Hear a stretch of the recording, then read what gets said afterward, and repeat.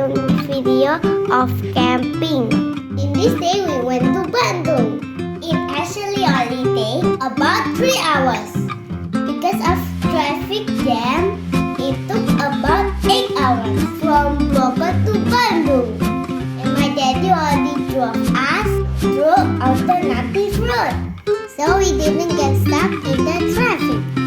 When we arrived in Cozy Land, it was already 7 in the evening. My dad and my mom looked for the right spot to set up the tent. After that we had dinner, then slept well. In the next day, the weather was sunny and the sunshine so bright. My little brother was wandering around the camping ground. And you know what? I rode a horse. And it was so cool. Not only riding a horse, I also played flying fox, which was awesome.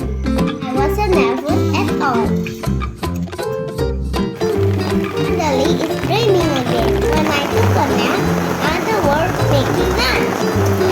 After lunch, we decided to clean up the campsite and dismantle the tent, because this was our last day of camping trip and we wanted to go home.